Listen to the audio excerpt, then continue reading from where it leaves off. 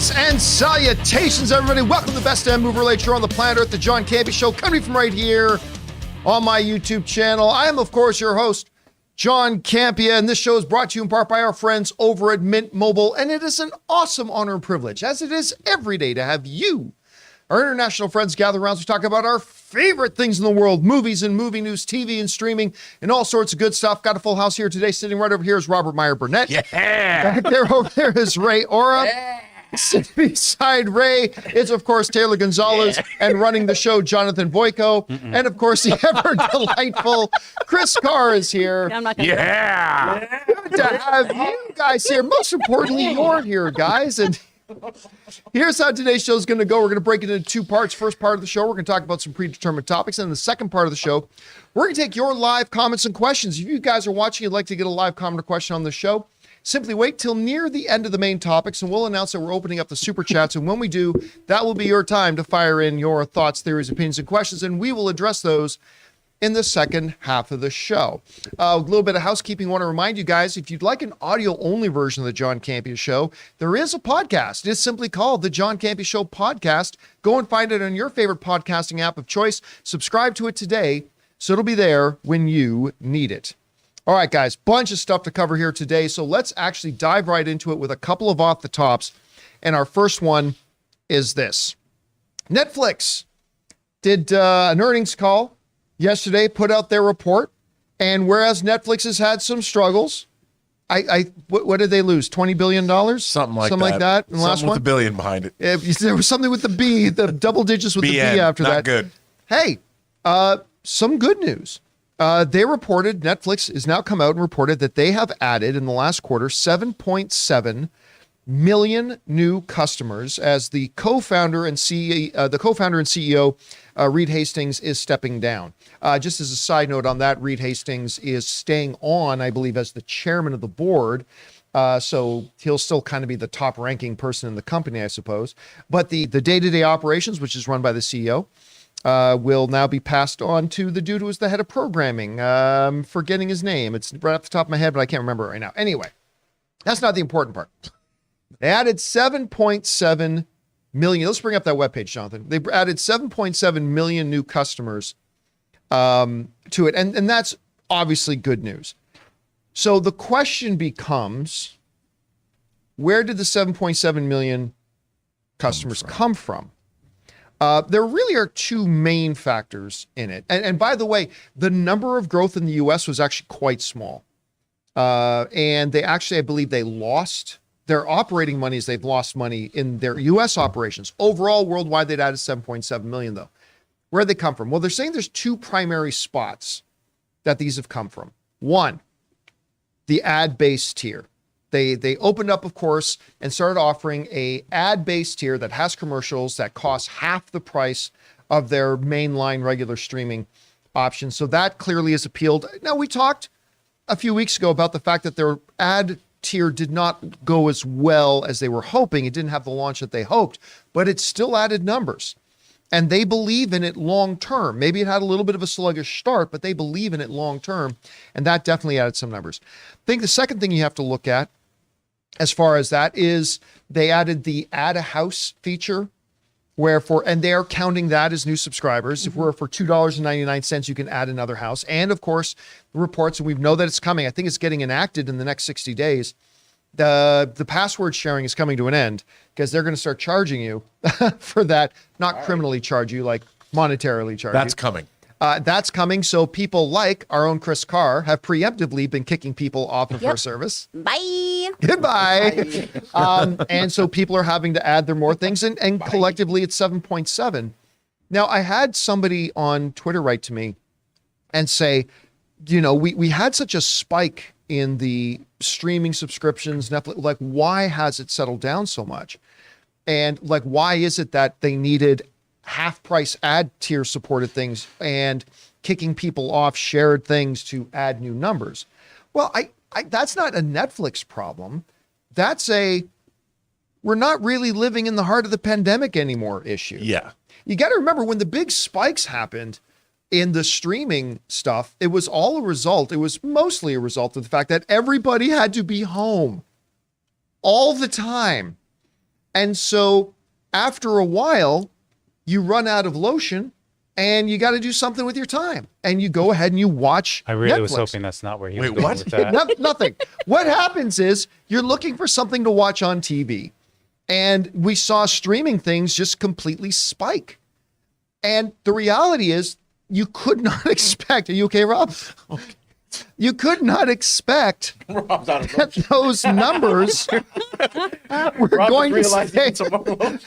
You could not expect those numbers to sustain once we started coming out of the pandemic. Again, it's not a Netflix problem. It's not anything Netflix has done wrong. It's Right. just part of the reality. And so now they're in this phase where they got to try to get more numbers, and these are the things that they're doing. And at least right now, it appears that it is working. Rob, you saw these things, the numbers. What's standing out to you here? Well, they had to do this. I mean, look, the streaming wars are brutal, and subscriptions are everything. Revenue. Netflix has one business model: to make money based on subscriptions and to make content to get people to subscribe. That's it. They don't have, like, Amazon has Amazon Prime. When you sign up for shipping to buy products, you get their streaming service. Apple is selling phones and tablets and computers. They have their production entity, but it's really to support their products that you watch this stuff on. Netflix, that's it. That's all they have. And they need those dollars. And if they're hemorrhaging money or hemorrhaging income, which they were through sharing of passwords or multiple houses, whatever, this makes sense to me. And I'm surprised it took them this long to do it. And look, I think it's great that it's working out. Their ad tier is meant to curtail costs. People can still get Netflix, watch their programming, and pay less. So it's a win-win for consumers who don't care about commercials or ads. And it's a win for Netflix because they now have 7 million people that are buying into their service, making more money for the company, which they're talking about making billions off of this over the course of a year, which means that they are going to be able to make more, hopefully, great programming. So we win too. Chris, as one of the many digital landlords who've been evicting people out of your online Netflix house. I sound like such a dick. Oh, man. I am curious. Do you know of any of the people you've kicked out that have gone and said, well, I better get my own, and have gone and got their own yet? Or what is standing out to you about No, my these brother numbers you're added seeing? himself to our parents' one, so we'll see how long that lasts. But some of my friends, though, too, have tried to now do a barter system where they've been like, wait, what if you do the household thing with me, and I'll give you my stars, or I'll give you this? I'm like, I have these. I don't need you, but thank you so much. I will say, though, I know people in the chat here, Thaddeus and some other people are saying that they recently did join because of the ad tier, because Right. it does make it more affordable. But I think we also have to consider, too, we had a big uptick in subscribers at the holidays. So Lindsay Lohan, save Netflix. You're welcome, guys. You heard it here, she folks. did it all with Falling in Love or whatever that movie's called. But I'm wondering if some of these subscribers are going to peter off now that they're not home. Maybe they're back at work. Maybe they're not trying to just put the kids in front of the TV and do something with them and have some holiday fare. So I think that's something to consider as well, just because that whole like 231 million worldwide streaming number came right fresh after the holidays. I think what Netflix really wants to know is, Ray, Oh, no. what will it take for you no. to subscribe to Netflix? Though my rule is they'll eventually show everything on TV. I'll just wait. And you heard it here. All right, guys. Question is for you. What do you think about this? It is desperately needed good news for Netflix. Adding 7.7 million subscribers. Again, I don't know if they're like pure original brand new subscribers, but the thing is, it's heading in the right direction. And I think the ad tier is going to pay off for them long term. What stands out to you about this? What's your perspective? Whatever it is, jump down to the comment section below and let us know your thoughts. All right, guys. That down, let's move on to our second off the top here, shall we? And our second off the top is this. Well, as Netflix is getting good news, Regal's getting bad news.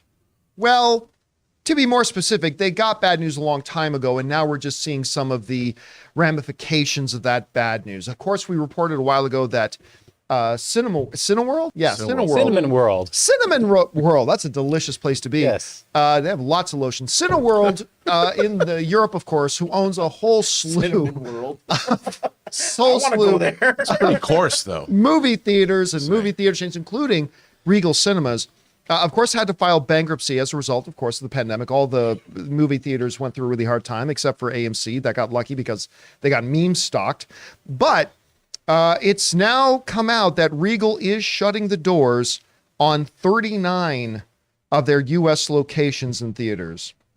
Rob? Including they recently acquired the ArcLight at Sherman Oaks Galleria, and that's closing. Yep, sure. The Sherman Oaks one is one of the ones that have been shut down. That was one of the ArcLight's most profitable theaters. How did Regal mess that up? It's probably a matter of cost. Yeah, they're talking about the lease in there. Yeah, like But the still, leases. So what they're saying here is Cinema World operates, this is coming from Variety, who's saying Cinema World operates 747 locations across 10 different countries. They have decided to reject the leases, so they're getting out of the leases on 39 locations that they estimate will save the company $22 million this year. In those things. And then they go on to list the number, like all the theaters. And there's a number of them in California where we are. Yeah. Metro Point in Costa Mesa, Berkeley 7 in Berkeley, Parkway Plaza Stadium 18, Escondido Stadium 16. And of course, when you're talking about Sherman Oaks, maybe the most notable one, the Sherman Oaks Galleria. Yorba Linda IMAX, close to where we are right now as well. And on, you got ones in Colorado, Florida, Illinois, Massachusetts, Maryland.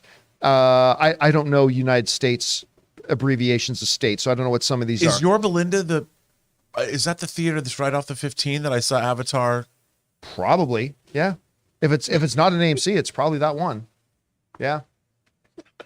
That's a great theater. Well, maybe you'd like to go get it. I heard it's available now. If you want to go, Oh man, dude. sign it up. I mean, so look, and this is what happens in bankruptcy, right? When you go into bankruptcy, you've got to shuffle the deck. You've got to move things around. You have to restructure and reorganize if you're going to come out of it. And part of it was, I guess they just figured we have too many theaters. Some of these places, I'm sure the rents were extremely high. So now they're out of them, and here we go. And hopefully this is going to lead to Cineworld being able to get out of bankruptcy and come back happier and healthier. But anyway, Rob, what's your take on this? Everything I love in this town gets shut down. I mean, I went to my favorite bar. It wasn't just closed. The building it was in was gone. Scoochies. I mean, this theater, if it's the one I'm thinking of, it is a gigantic venue. I mean, it is that IMAX theater was great. I mean, it's a real IMAX screen. And I mean, personally, I think that the modern age is terrible. I can't stand all these. No, but look, I understand All why. music after Frank Sinatra sucks. The chairman of the board. No, I think this is disconcerting only because these venues, I understand they're very expensive, and it makes sense that they have to get rid of these that leases. the one? Yes, that's the one. Yeah, that's because I'm good at my job. That's look at that. That theater is huge, and that's where I saw Avatar 2: The Way of Water. You can see the little IMAX sign there. This is a great venue. It's a gone, great Rob. venue, and now it's just going to close. Can we take a crowdfunding campaign and make it the Campea movie theater? The Campea classroom. Yeah, but if I made you the programmer, it'd just be running reruns of Star Trek all the time. What's wrong with that? No, but I think, look, I understand that businesses have to they have to do what they have to do, and coming out of bankruptcy, it's the responsible thing to do. But you know, when you are directly affected, I mean, it's not just one theater; it's the Sherman Oaks. It's Yeah. this, I mean, it literally. If I was going to make a straight line into Hollywood, I would now be passing venues that are closing. You're close to the Sherman Oaks theater that's closing. I used to love that theater. You talking about the ArcLight? I saw the event. Yeah, I saw the Avengers there.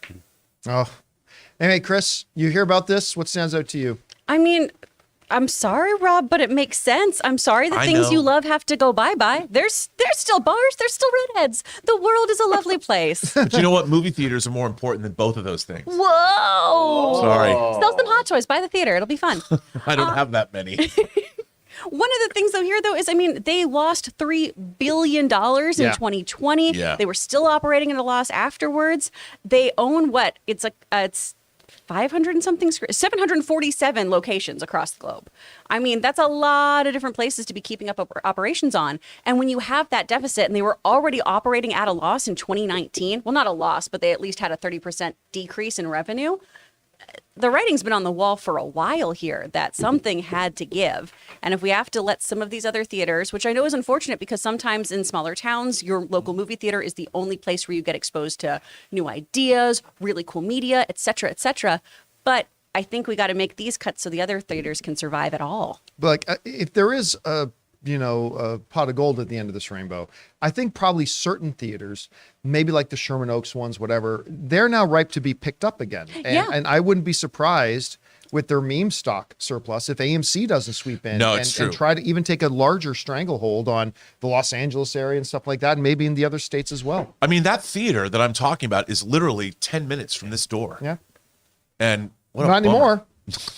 There right, was, but not anymore. Well, thanks for giving people a Beg me. triangulation on where we're located.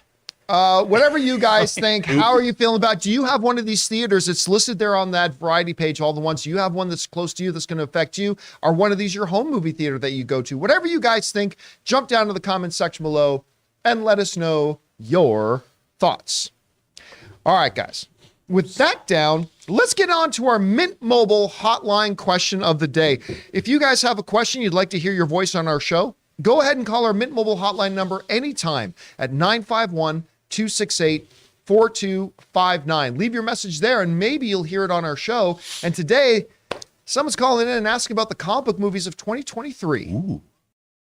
Hi, this is Hunter. I don't know if you guys done this or not, but I'll be interested in wondering your ranking for every 2023 comic book film coming out this year, including the Sony Marvel films, the MCU films, and the DC films. Thanks, and have a great day. All right, thanks a lot for calling that in, man. And yeah, I guess being January, it's time to look ahead. We have 9 major, if my count is not incorrect, we have 9 major comic book films coming out this year. And let's take a quick look at when they're coming out and the order in which we would rank them. I'll kick things off here first as we go over to the classroom. I'm going to start things off here with, at number 9, there's a 9. Where's my actual number? My 9th film, which I cannot get to come up on the screen. There we go. At number 9, I'm going to say Kraven the Hunter. Now, I should say this. Despite the fact that I have this in last place on my list, do not misunderstand. I'm looking forward to all of these movies. Yeah. Like, I'm looking forward to every single one of these. But, you know, you've got Kick-Ass in there. I actually think this is going to be good. I think this will be more Venom, which I loved, than it will be more Morbius, which I really loved. No, sorry, that's wrong. Instead of Morbius, which I did not like at all. So I think there's a lot of potential there, but when I look at all the movies coming out this year, it just does happen to be my least anticipated. All right, moving on now. At number 8, I'm really looking forward to Blue Beetle. I got very, very excited when they announced that they were going to be doing the movie in the first place, and then extra excited when I heard that they believed in the movie so much they're going to put it theatrical. And I think it's time for a new character. I think this is, I mean, I don't expect this to be a big box office hit. Hardly anybody in the general movie going audience has ever heard of Blue Beetle or anything like that. But still, I think it's great that they're taking a kick at this, and I like that they're doing that. All right, for me, my number 7 most anticipated comic book movie coming out in 2023, Aquaman 2 with Jason Momoa. I really enjoyed the first Aquaman. That's coming out on December 25th. Pretty far down on the list there, buddy. Well, like I said, I like all the ones that are coming. I like all of them. So I just happened to, I'm looking forward to it. I just happen to be looking forward to these other ones more. So Aquaman 2 coming out on December 25th. All right. My number 6 most anticipated comic book movie this year, coming out on February 17th, Ant-Man and the Wasp: Quantumania. The hype is building. Actually, there was a new image that came out of Empire today of the Wasp costume of Evangeline Lilly. Close up of her in the Wasp costume is looking really good. Very excited about Ant-Man 3. It is my number 6 most anticipated film coming out this year. All right, moving in now to the top 5. My number 5 most anticipated film, because I loved the first one so much, coming out on March 17th, Shazam! Fury of the Gods. Now, I will say, the reason I don't have this listed higher is because I don't think the marketing has been particularly good. I think the very first teaser trailer they put out was pretty funny, but ever since then, the trailers have just looked like generic superhero movies, right? That doesn't mean the movie is going to be that way. The movie, I'm probably sure, is going to be fantastic, but the trailers haven't been great, but I love the first movie. Love it. So it's number 5 on my list. At number 4, coming out on July 28th, we've got The Marvels. The Captain Marvel movie, while not top shelf, top tier MCU, I still put it firmly in that really good quality tier, like with the original Doctor Strange and like the original Ant-Man. And I've got in there. I quite liked it. And with the addition of Ms. Marvel, who I adored the Ms. Marvel show, like a lot. And so with the addition of her in there, The Marvels is my number 4. All right, now we get into our top 3. My number 3 most anticipated, and it moves around a little bit, but still in my top 3, coming out on May 5th, I've got Guardians 3. Again, I've really enjoyed the first 2 movies. The first one more than the second one, but the holiday special, my God, the holiday special was so good, and it just really makes me excited for it. All right, in my top 2, might be surprising to people that I have it this high, but it's Andy Muschietti's The Flash, coming on June 16th. And a lot of that has to do with 2 major factors. 1, Michael Keaton. 2, everything I have heard about this movie is that it's fantastic. Every report I have heard is that Andy Muschietti has made a fabulous film. And so I would be lying if I told you anything other than it is the number 2 most anticipated comic book movie of this year for me, which only leaves 1. And I think most people probably could have guessed this was going to be my number 1. But coming out on June 2nd, Spider-Man Across the Spider-Verse. The first one is, there hasn't been a better comic book movie that's come out since it. I think it's a top 5 greatest comic book movie of all time. I thought it was one of the best films of the year. In a year that Black Panther and Avengers Infinity War came out, I believe this was the best comic book movie of that year.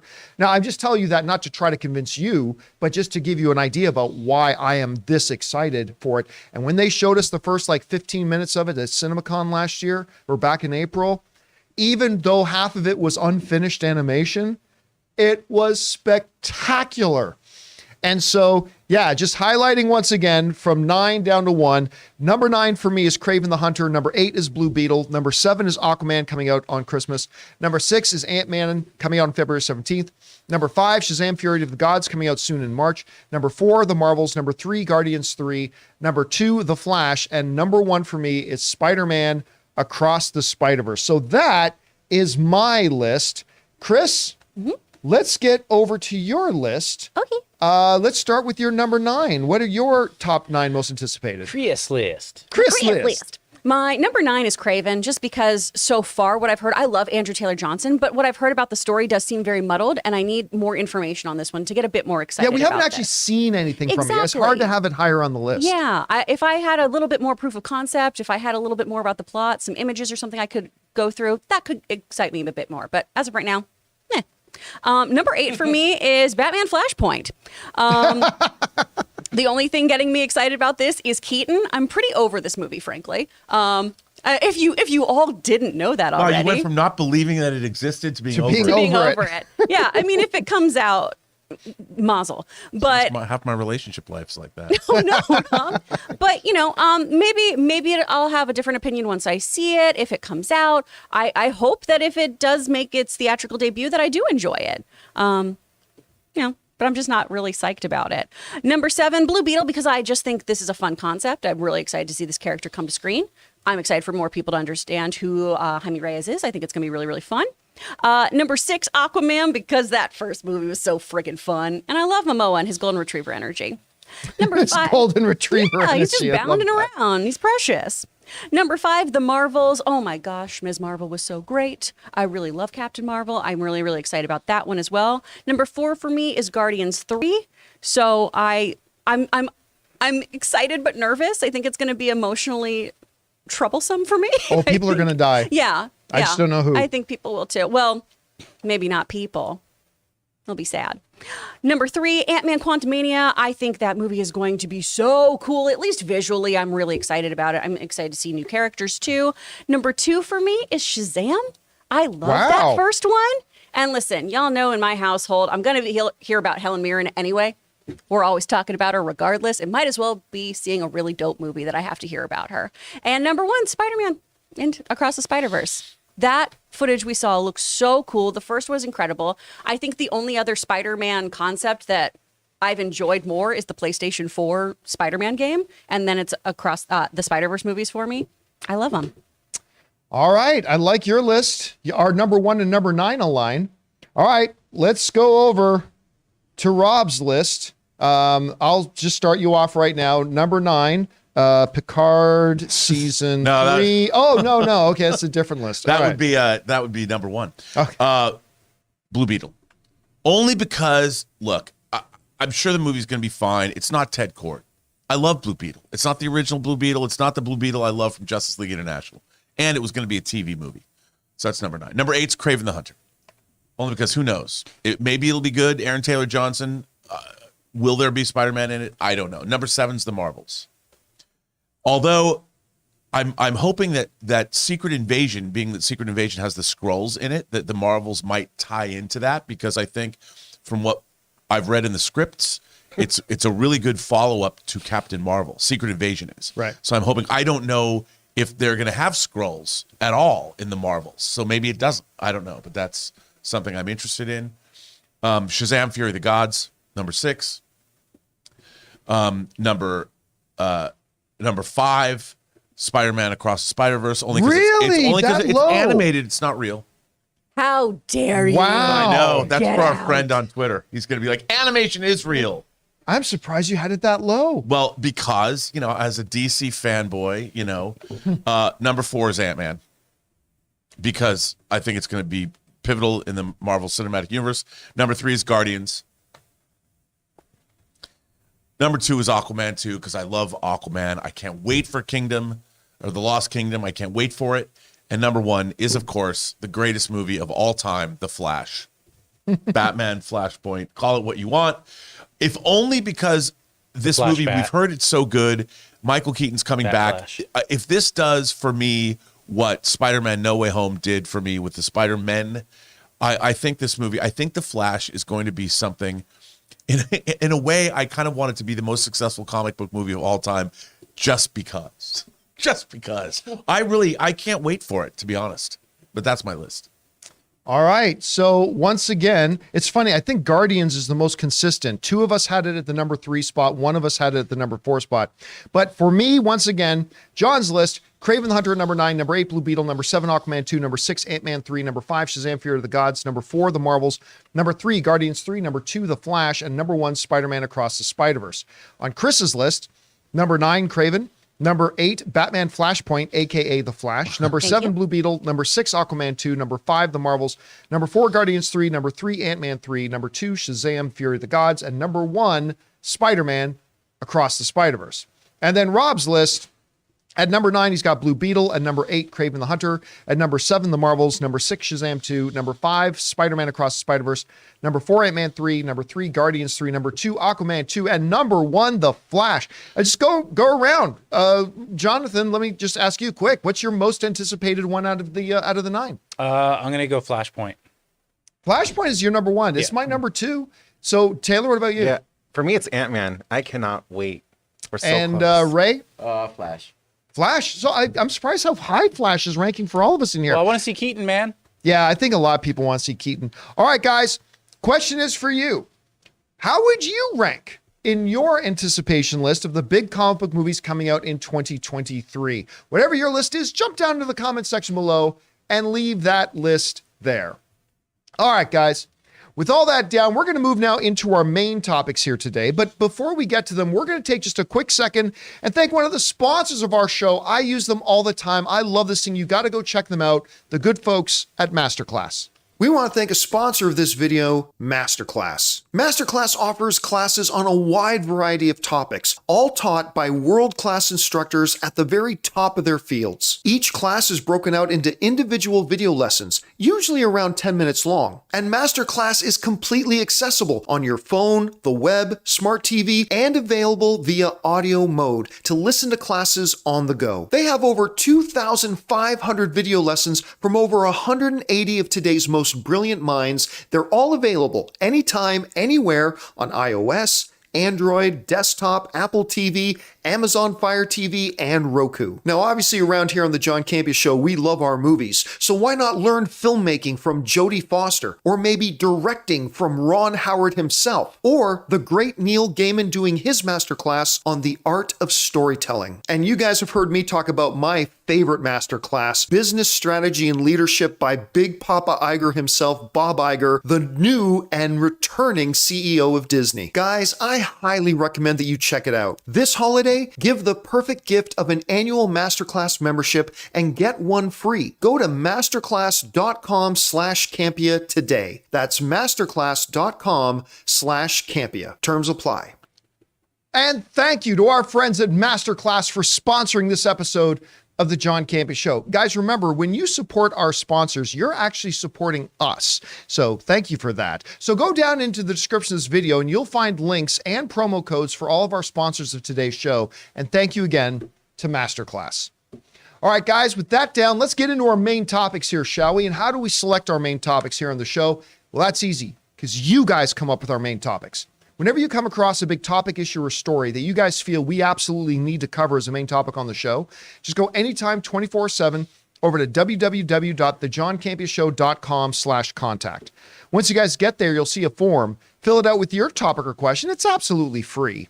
Hit submit, and then maybe, just maybe, you might see your submission featured as a main topic here on the John Campea Show. With that down, Chris, what is our first main topic today? Our first topic comes from Spencer. Hello there, John and crew. With the success of Avatar: The Way of Water at the box office, I couldn't help but wonder what the longevity of the franchise will look like, since the sequels are being made and released more frequently than the first two. Similarly, the Star Wars sequel trilogy was massively successful upon The Force Awakens release, but each sequel earned less than its predecessor. Do you think the Avatar films will follow a similar pattern? Any comments on quality? Thank you and have a wonderful day. All right. Thanks a lot for saying that in, Spencer. So, yeah, we had to wait, 13 years? We had to wait 13 years to go from Avatar 1 to Avatar 2. And didn't seem to take any of the momentum out of it, because the movie right now is sitting at like $1.93 billion. It's going to probably cross the $2 billion mark. We'll see. Probably going to climb into the top 5 of all time. We'll see. But now we're moving into an era where the next Avatar film, if it doesn't get bumped and delayed, is supposed to come out in 2 years, December 2024. Will that affect it? Like, will Avatar coming out more frequently have a negative effect? He asks, Spencer is asking, because we saw Star Wars do that, right? We had to wait a long time for Star Wars to come out. Then once we did start coming out every other year, it started to go back. Well, let's go over to the classroom for a second, take a look at this. So when the first Star Wars, the new Star Wars came out, Force Awakens, made $2.07 billion the box. One of only 6 films, I think right now 5. We're going to have 6 here soon. Films in history to make $2 billion. By the way, Force Awakens is still the all-time record holder for the biggest domestic box office. No other film has ever made as much money in the States as The Force Awakens does, and I don't know that anything's ever going to catch it. And it had a $247 million opening. All right. Now, what's interesting, as we then move on to The Last Jedi, we see some decline, but in one bigger area than another. So The Last Jedi ended up making $1.3 billion, a $700 million dip from the first one. Now, granted, most filmmakers in the world would sell their own mothers to have a film that makes $1.3 billion at the box office. What's really funny about it, though, is that when you look at its opening weekend numbers, it's pretty similar to the opening weekend number of The Force Awakens. So $27 million difference, right? So Force Awakens made $247. The Last Jedi made $220. Not that big of a difference. Certainly not as big of a difference that you'd think it would ultimately equate to a $700 million difference at its final box office. Now that brings us then to the third film, which we see more decline, but even more so in its opening weekend, because when The Rise of Skywalker came out, it made a little bit less than The Last Jedi at 1.07. So about, $200 million difference, a lot less of a fall than the $700 million difference. Yeah. But look at its opening weekend number, had a $43 million drop in its opening number just from The Last Jedi to this one. Now, what does this have to do with Avatar? So here's what I think it is. The question Spencer's asking is, will the fact now that we're going into a pattern of every 2 years, will we see a decline in Avatar's returns as we did with Star Wars, which followed a similar pattern of release, right? But if you look at these numbers, I don't think the pattern of release had anything to do with the declining numbers of Star Wars. It had to do with the decline in quality. Yep. Because The Force Awakens, I still contend, I'll argue anybody, The Force Awakens is a fantastic film. I love it. Made $2 billion. People went back to see it again and again and again and again. So then comes The Last Jedi. And look at the opening numbers. They're comparable to The Force Awakens. What wasn't comparable was the quality. Now, I like The Last Jedi, but I have some very well-documented problems with the film. And a lot of people did. And so instead of getting people going back again and again and again and again, it didn't happen. You see that in a $700 million drop. Well, when you've got a movie that some people don't like, that's going to affect your opening weekend of the next film. So we go to The Rise of Skywalker. That movie was a bloody mess. All due respect to anybody who liked it. If you like The Rise of Skywalker, that's awesome. I celebrate that. I hated that movie. But you could see now with a really significant drop in the opening weekend box office. And I think that had to do with the divisive nature of The Last Jedi. And of course, The Rise of Skywalker ended up making a cool $1 billion less than the first film in the new franchise. And the same director.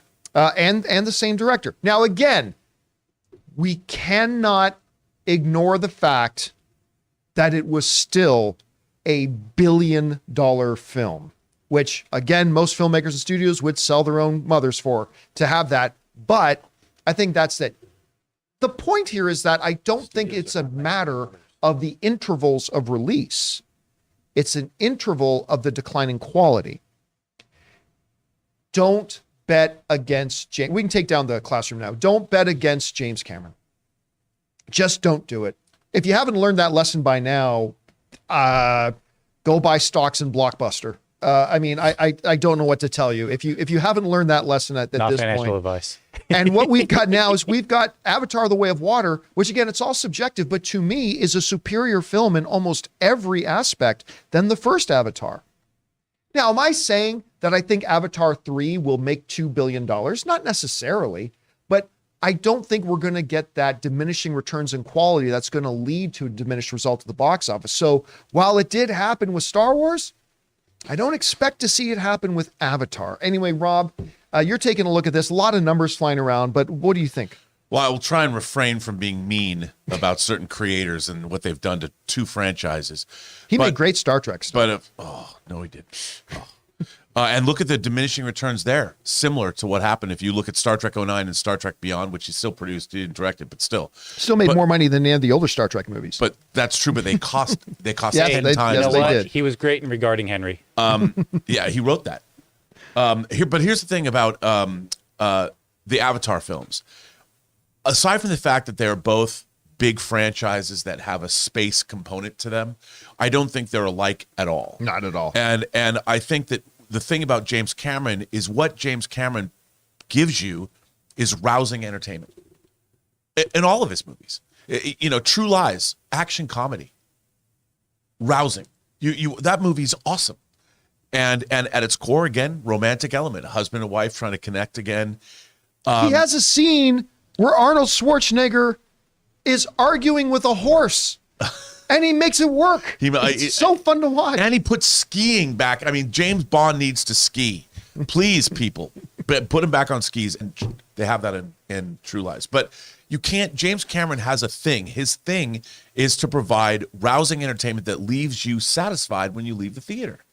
The Star Wars franchise is an abject lesson in not satisfying your audience. I mean, when you have 3 movies and within the course of those 3 movies, the third one drops $1 billion. Now, to be fair, Force Awakens is an anomaly because Star Wars, you brought the main characters back except Luke. You didn't put them together in a scene, but okay. And everybody wanted to see Star Wars. So Yeah, but that domestic- did make people go back 5, 6, 7 times. People liking the movie made them go back 5, 6, absolutely. 7 And times. they wanted Star Wars back. That's what they Yeah. wanted. But you see the incredible disappointment in $1 billion difference between Force Awakens and Rise of Skywalker. That is not insignificant. That needs to be studied. If I was someone lost the studio $1 billion because there's no reason a Star Wars movie should have that. We should go back again and again and again. I've seen the original Star Wars 100 times, and I still don't get tired of it. I never want to see Rise of Skywalker again, and I own it. It's in the Skywalker box set I have in 4K. I will never put that disc ever again in my player, ever. Right. Quick point of fact, though. Nobody lost Disney $1 billion because that movie made Disney a lot of money. I just wanted to keep in perspective. As much as we hate that movie, it's true. We got to keep perspective. It still did what most movies don't do. It made $1 billion. But the same writer-director also, there's $1 billion gap between his Star Wars movies. And I blame that person. It's his fault. And he's going to end up directing Star Trek 4, and he shouldn't, but whatever. But it's because James Cameron, he knows how to satisfy. That's the difference. And the Avatar films, he's been thinking about them. This is James Cameron's way of saving the world. You think he's going to make an Avatar movie that isn't great? He's incapable of doing that. Now, there might be things you can argue with, like, why is there no mention of unobtainium in Way of Water? Who cares? Who cares? How did they figure out that the goop in the whale's brains could, make people live forever? Who cares? I don't care. I mean, it doesn't make, I'll tell you something, it doesn't make any sense. Here's Avatar Way of Water. When did they discover this about the whales? Because it takes 6 years to go from Earth to Pandora. All right. Now, the humans come back a year. A year takes place in Way of Water. How did they figure out in that year to go whaling to get the goop out of the brain, and then they figured out it was going to extend the lifespan of humanity? They haven't Earth. They've never gotten back to Earth. It'd take another 6 years before they can save people. How do they know this? How do they figure it out, John? Yeah, it doesn't make a lot of sense. Oh yeah, maybe I should watch it first. Although that makes sense.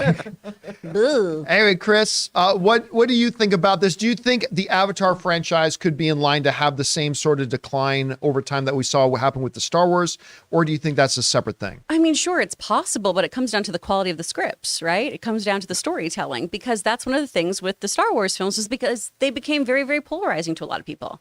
I'm a Last Jedi apologist. I really enjoy that one. I know for a lot of people, y'all don't like that one. Some people out there loved Rise of Skywalker, and some people hated it, right? It really comes down to your own personal taste and how these things are done and if they're executed well. So if James Cameron keeps firing on all cylinders, yeah, these could be great, and we might not see a huge loss in between them.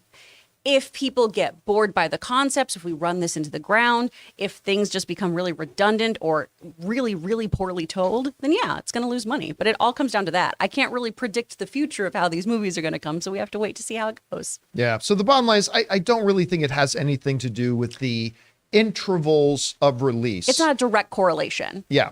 So I think you're going to see Star Wars. Let's go over to me on the shot there, Jonathan. I don't think we're going to see that kind of have any impact there at all. Anyway, guys, question is for you. What do you think about that? Do you think we could see a decline in the Avatar popularity as we go as a result of it being released more frequently than it did before? Again, I don't think it's wise to be in the doubting James Cameron business, but whatever you guys think, jump down into the comment section below and let us know your thoughts. All right, guys, with that down, let's move on to main topic number 2, shall we? Chris, what is our second main topic today? This one comes from Chris Brickner. Back in December, during an interview with Variety, James Cameron and Robert Rodriguez made a blood oath to make an Alita sequel. After the success of Avatar 2, does this make an Alita sequel more or less likely, as Cameron could use the success of the Avatar films as leverage to get it made? What are your thoughts? All right, thanks a lot for sending that in, Chris. And yeah, listen, the topic of Alita Battle Angel and the possibility of a sequel has been talked about for a couple of years. Now, James Cameron, Alita Battle Angel was a passion project of his for a very, very long time. And all of us were waiting for James Cameron to announce that he would be directing an Alita Battle Angel movie. That never came. Instead, he was going to produce it, and they got Robert Rodriguez to do it. Robert Rodriguez, who's made some stinkers, but he's also made some really good films at the same time. So there's that. So yeah, it's been in the news lately that James Cameron has said out loud that, hey, I want them to make another Alita Battle Angel. I want to revisit this. I want to go back to it, even so far as saying that, that him and Robert Rodriguez made a blood oath to make an Alita Battle Angel 2. Well, that's great, except James Cameron and Robert Rodriguez aren't the ones who get to decide whether or not they make an Alita Battle Angel 2. Now, look, I thought Alita Battle Angel looked terrible from its first trailer. I started to get more on board with the other trailers that came out. And eventually when I went to go see the movie, I liked it. I mean, I didn't think it was great, but I liked it. I had fun with it.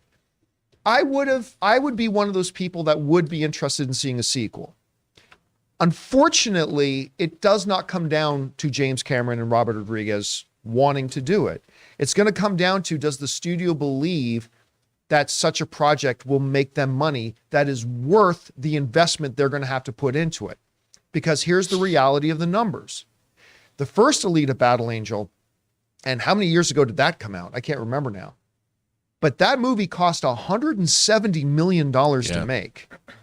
$170 million. 2019. 2019? Really? It was only 2019? It feels like it was longer than that. So 4 years ago. Really? It's got to be older than that. I know. I don't know. This seems fake. Go to IMDb and look up the release date for it. Like But 10 years old. This seems fake. it seemed, I feel like it was older than that. Yeah. At any rate, guys in the live stream, let us know if you guys know the date that. Yeah, that that's 2019. All right, 2019. So 4 years ago. It seems like it was longer than that. So 2019, $170 million. And while it certainly did not tank, it didn't do great. It made $400 million at the box office. 405 to be specific. So not an abject failure, did not bomb, did not tank, but maybe broke even? Maybe? And so the question Ancillary becomes, markets, maybe. yeah, do the studio's going to ask, okay, do we want to put up, because let's face it, another one would probably cost in the $200 to $220 million range to do.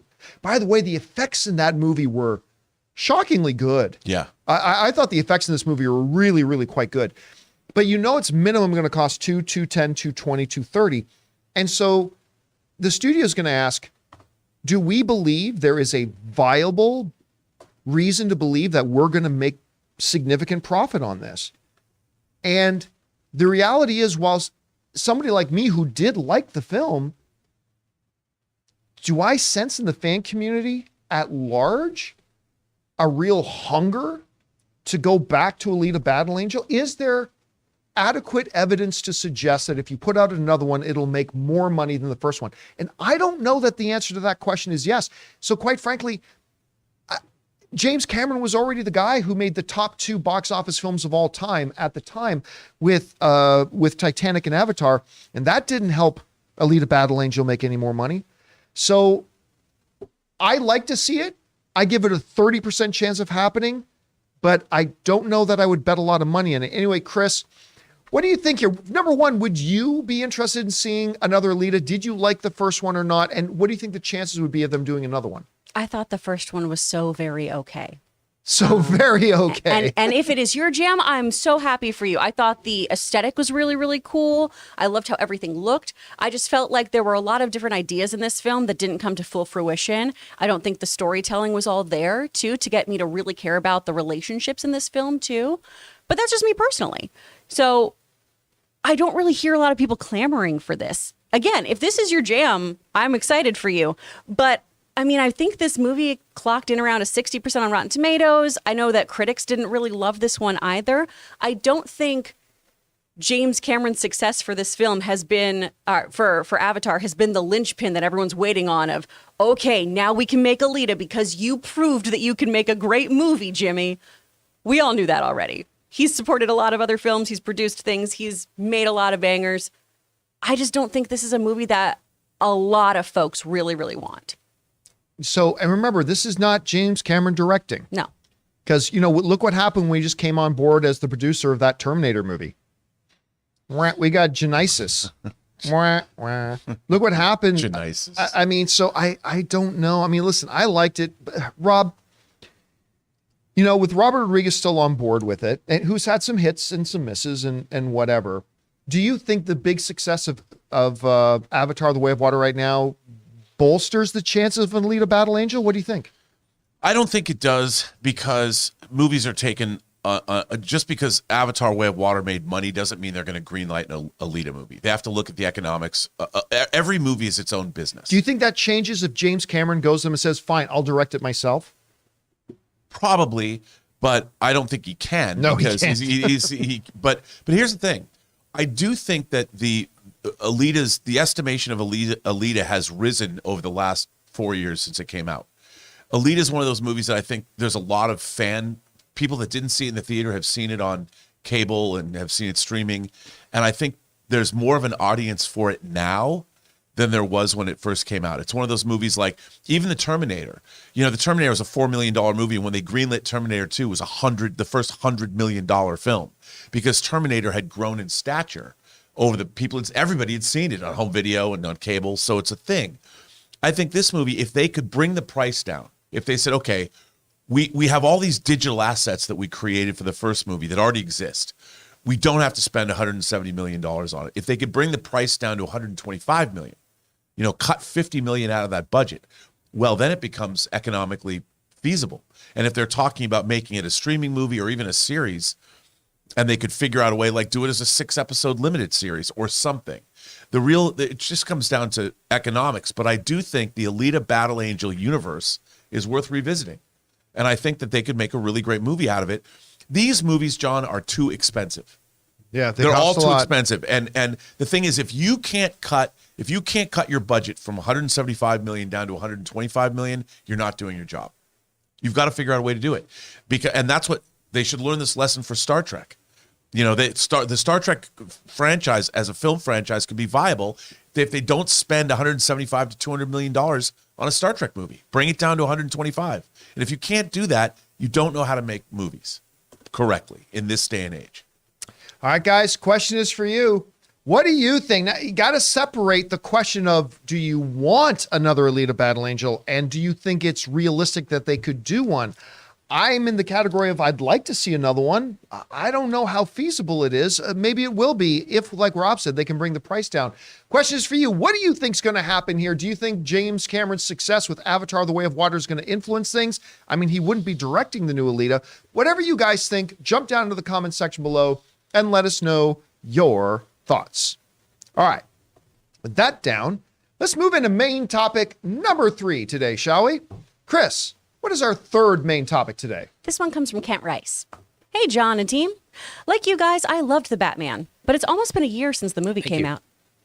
It's almost been a year since the movie came out in theaters, and we still haven't heard anything about a sequel, other than it's coming.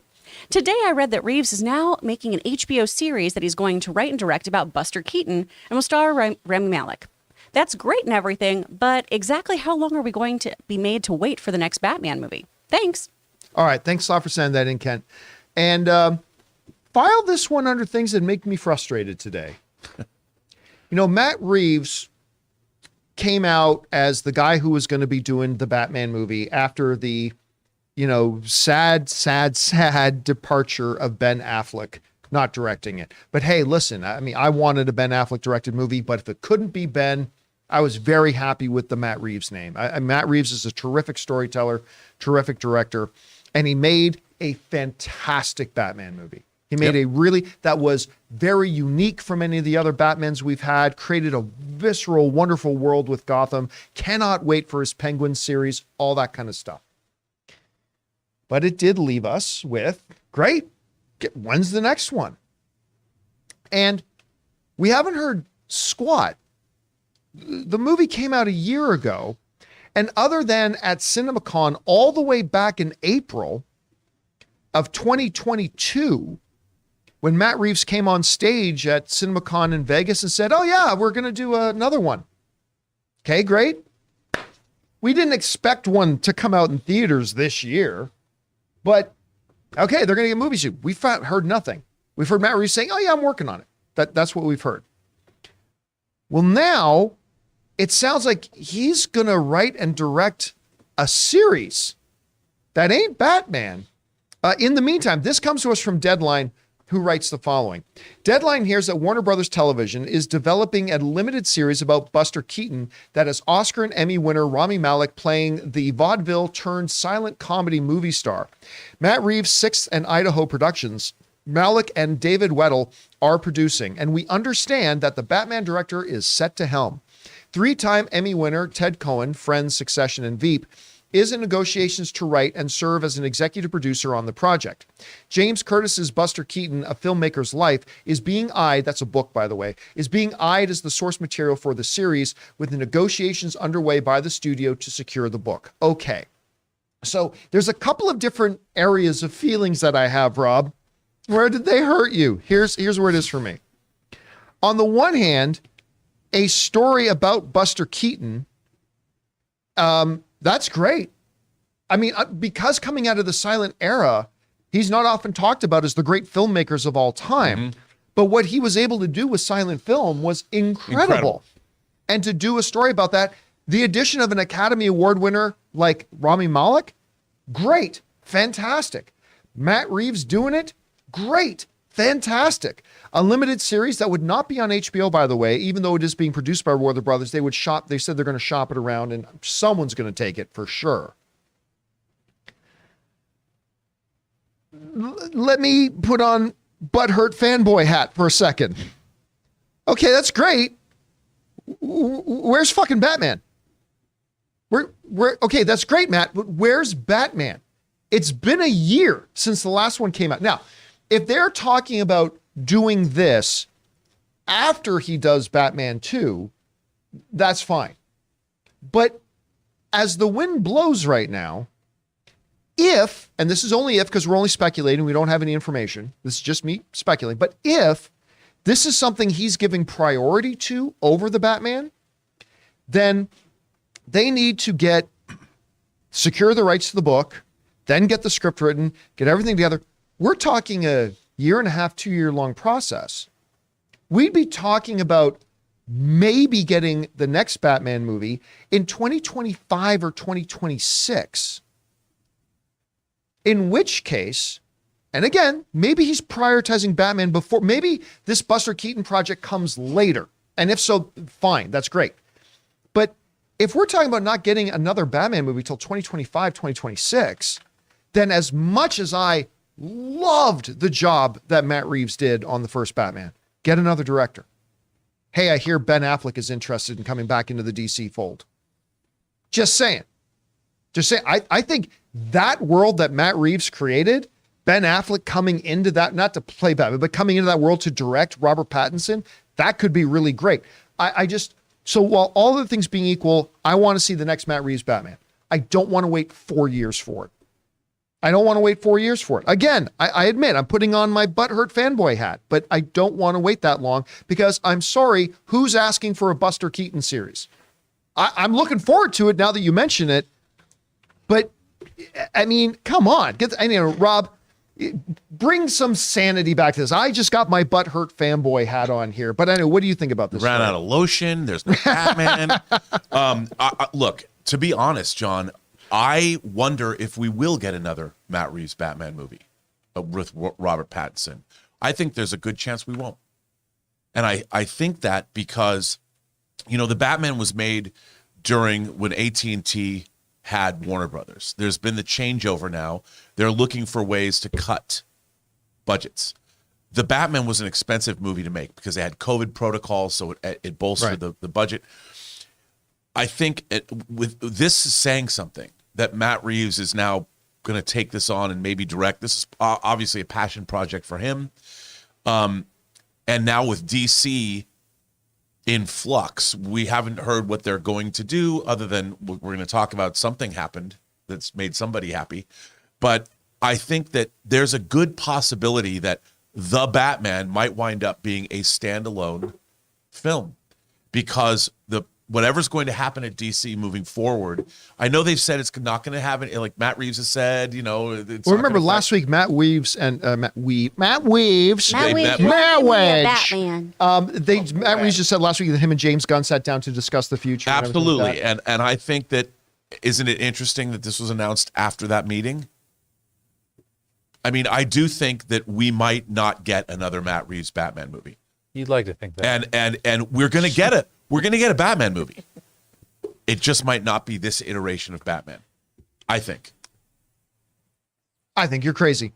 I think they're definitely going to do another I just think it's just a matter of when. They might. I would like to, but even the amount of money, it was not $1 billion grosser. No, but it was north of 700 million. It was, and that's good.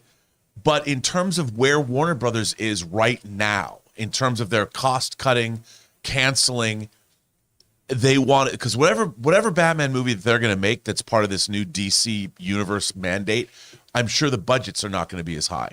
They're going to try and keep these down for a price so they can make a franchise. Again, it's going to be cost cutting around the board. I just don't know if this will get made. But that's the thing. The Batman wasn't a cost measure. Batman made them profit. It did make them and profit. And it's not connected to their DCU, so I they know. don't have to worry about anything like that. But maybe they want to spend that money moving forward with their DC Universe movies. Yeah, I think there's zero chance that they don't do another one. It's just a I'm matter of saying who's it's an making alternative.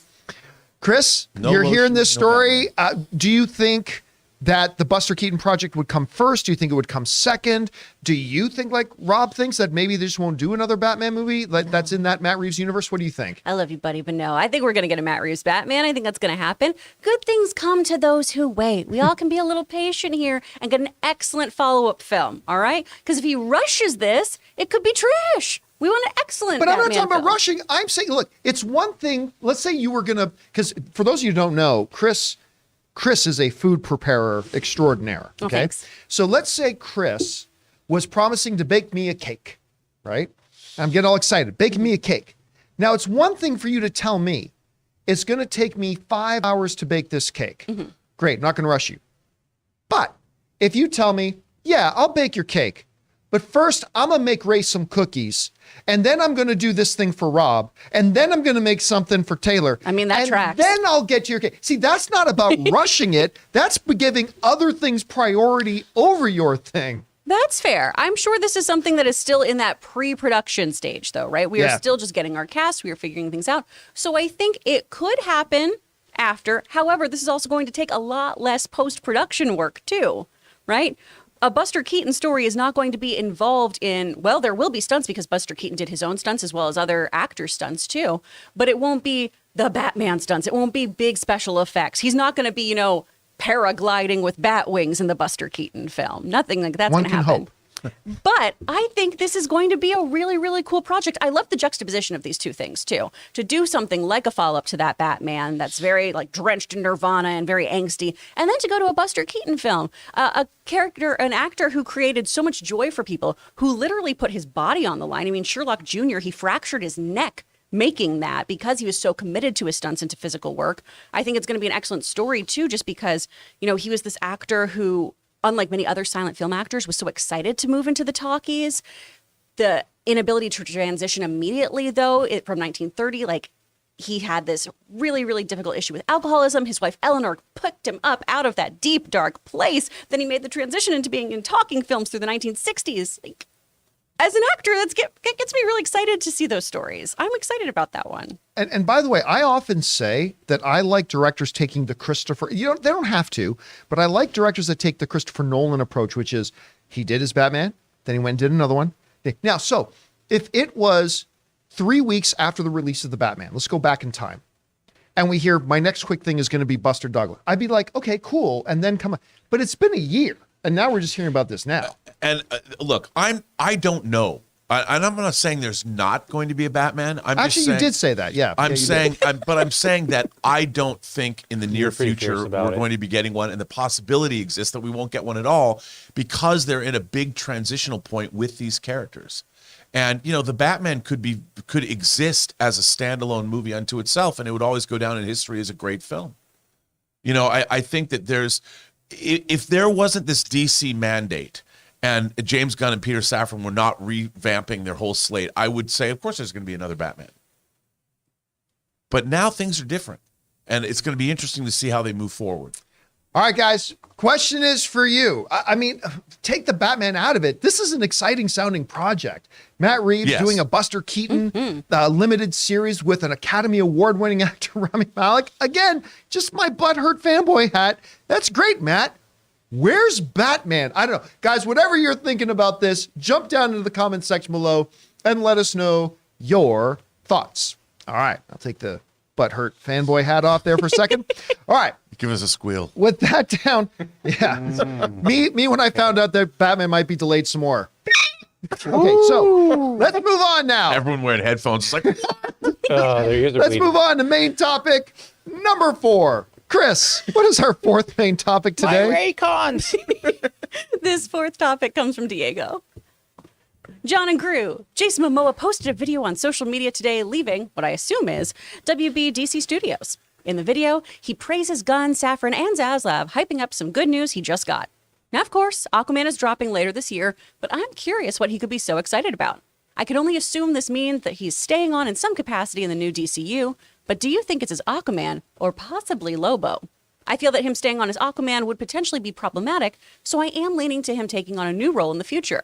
Curious about your thoughts on this. Thanks and bring on the filthy. All right, thanks a lot for writing that in. And yeah, listen, I could not have been more thrilled and more excited when James Gunn and Peter Safran. Well, first of all, when David Zaslav said, why doesn't DC have its own studio? And he established its own studio and then went out and got James Gunn and Peter Safran. I think this was the best news that could have come if you're a DC fan. I think this is going to be incredible moving forward. And it sounds like Jason Momoa is as happy as anybody. Now, we had heard Jason Momoa say a while ago, hey, just had a call with James Gunn and blah, blah, and got some really exciting stuff. We'll talk about it later. Well, I guess James Gunn went from messaging and talking on the phone to going and having a meeting with James Gunn, Peter Safran, and apparently David Zaslav. And boy, did he come out of that meeting happy. Actually, let's bring this up, Jonathan, here. So we're gonna play this here. I'll talk over it a bit, hopefully to avoid any content stuff. But this is Jason Momoa coming out of this meeting. Sorry. No, go ahead. 4 years ago, I had the Jeep out front. There he is. No, I want you. I looked 4 years ago. I was screaming, wasn't I? Yeah. Screaming when I left Warner Brothers. All right, everyone's in the meeting. That's a happy dude. That's a happy dude. Look at that smile. 4 years again. It's a mystery, baby. We got, I got some really good news. With WB and DC Great news with Warner Brothers. Amazing. that dude's happy. Wish I could tell you, but here it is. Peter, I love you. James, I love you. David. Talking about Peter Safran, James Gunn, and David. Okay. Mwah. To the future. To the future. Bye-bye. All right.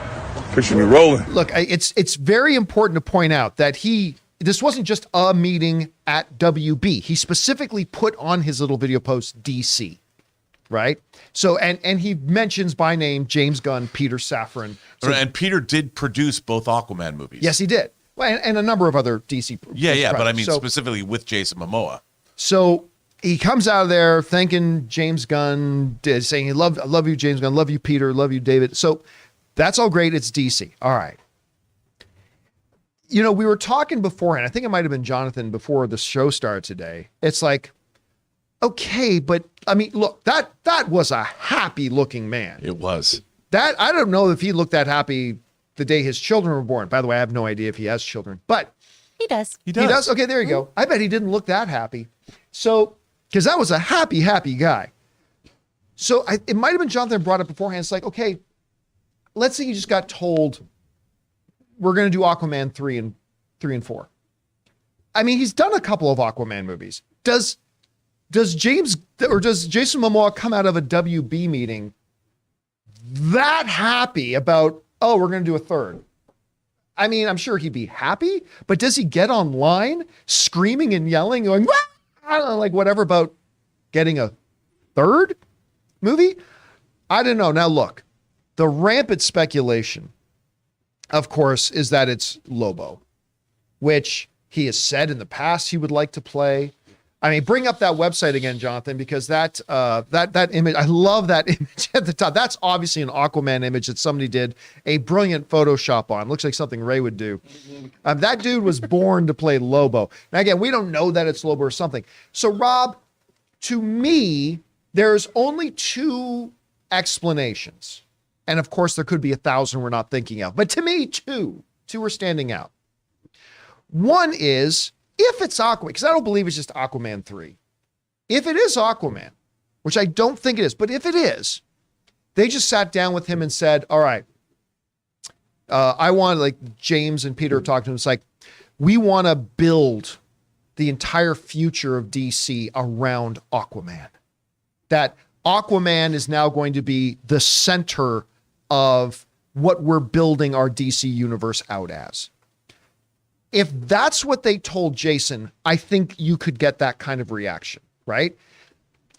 However, we've already heard James Gunn say, hey guys, it's Superman and Batman. I mean, these are our central figures. So while I believe if he was told that Aquaman was going to be the center of the DC universe moving forward, I believe it would give him that kind of a reaction. I don't think it's just Aquaman 3 would give him that reaction.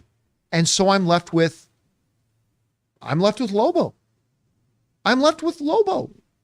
A character that is very hard to conceive, but if you want to juxtaposition Lobo against a Superman or something like that, you want to talk about somebody who can prove to be a legitimate kind of foil for Superman, like maybe a Black Adam could have been, and we know they're not moving forward with Black Adam. Lobo, or maybe another character, whatever. But again, Rob, let me go over to you here. You're a big fan of the Aquaman movie. Huge one. I love the first Aquaman. Obviously, very excited about the second one coming out. You saw that's a happy man. Happy man. What do you think DC, James Gunn, Peter Safran told Jason Momoa to have him coming yelling out he loves James Gunn and Peter Safran and screaming and all? What could that be? What do you think he's reacting to? Well, look, I think the last vestiges of Zack Snyder's Snyderverse is going to end with The Flash and Aquaman, The Lost Kingdom. Right. That's going to end. Peter Safran's work with Jason Momoa, one of the things people forget about is when talent is fun and easy to work with, studios want to continue a relationship with that talent. Jason Momoa, by all accounts, is fun to work with. Making those Aquaman movies was not easy. And Jason Momoa probably was one of the, when you have somebody who's front and center and those movies take a long time to shoot, I think that Peter Safran as a producer is like, Momoa's got to be part of this.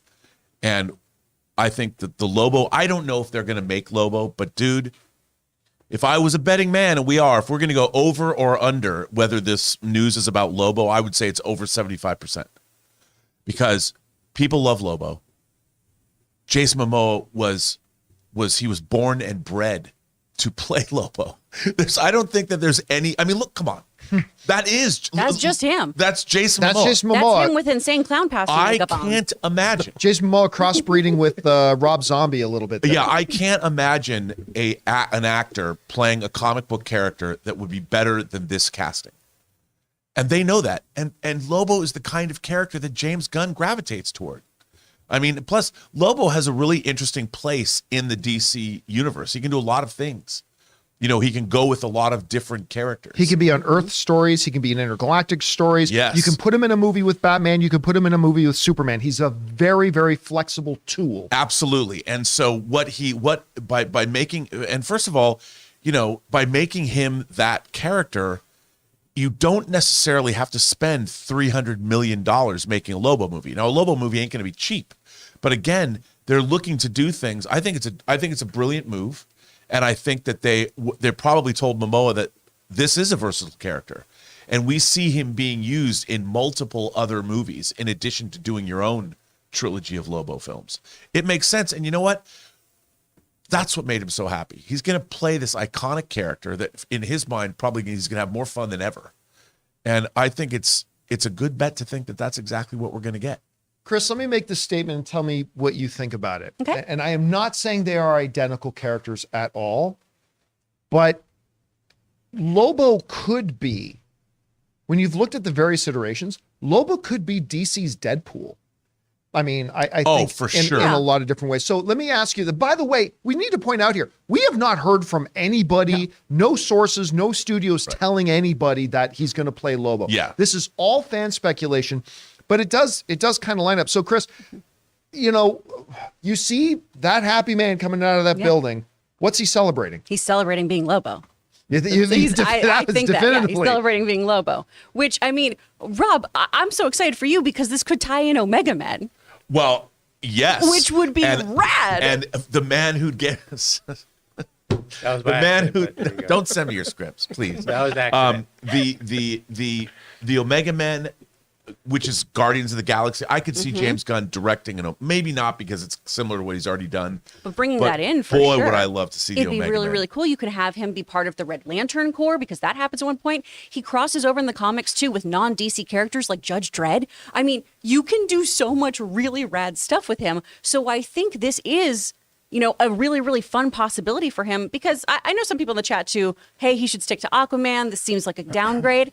One, being a villain or anti-hero is so fun. It is so great when you get to be a wild character like the main man here. All right. If you are the scourge of the cosmos, you get to play in a much more fun sandbox. And I think this is what he's ultimately wanted. Well, you just said something really interesting that, like you brought up the Green Lantern Corps. That if they have plans for the cosmic universe that James Gunn didn't get to do at Marvel, DC has an incredible cosmic universe as well. I mean, you could bring in the Legion of Superheroes, you could bring in the Green Lantern Corps, the Omega Men. There's so many awesome characters that DC has that are cosmic in nature, and Lobo could be the linchpin of all of those characters. Let me throw out a curveball. Okay. If we go back in time, after Jason Momoa was in Bullet to the Head with Sylvester Stallone, and before Ben Affleck was cast as Batman, I had said on my show that this Jason Momoa dude, I think he could be a really good Batman. This is years ago, years and years. For those of you who followed me for a really long time, going really, really long time ago, I said this Jason Momoa guy just played. He's the bad guy in the new Sylvester Stallone movie, right? He was also in Stargate Atlantis, is where he got his start in there. And I said at the time, and I said at the time, I think this guy could be a really good Batman. He's got the square jaw. He would be an incredible good-looking Bruce Wayne. He's got the physicality. Nobody's telling me this, but if Jason Momoa just got told he's going to be the new Batman, do you think that would elicit that kind of reaction coming out of Warner Brothers? Yes. Yes, it would. Again, nobody's saying anything. This is just me throwing that out there, that Lobo is probably more likely. I'm just saying, if I just got told I was going to be the new Batman, I might be having that reaction too. I don't know. Is that way out there? You know what? Now that you've said it, now that you put it out there, that's not way out there at all. Because he was going to play the Crow at one point. That's right. Eric Draven, which they were literally weeks away from shooting that before they pulled the plug on it. I could see that. You know what? Here's the thing is, the casting of Batman and Superman is always going to be met with some kind of backlash. Of course. There's no matter who nobody you cast to make everybody happy. Marlon Brando was cast in 1956 to play Batman. People would bitch. Yeah. But Jason Momoa, that's kind of a slam dunk. No one's going to complain if he plays a new Batman. He's got the voice. He's got the physique. He's got the square features. He's got... And he's relatively young. Yeah. Now, again, I look that up for me, Taylor. How old is Jason Momoa? Because he's younger than Ben Affleck, I think. Yeah. So, I mean, there's that. But again, it's most likely Lobo, but it could be something. He's 43 years old. How old? 43. Okay, so he's younger than Ben.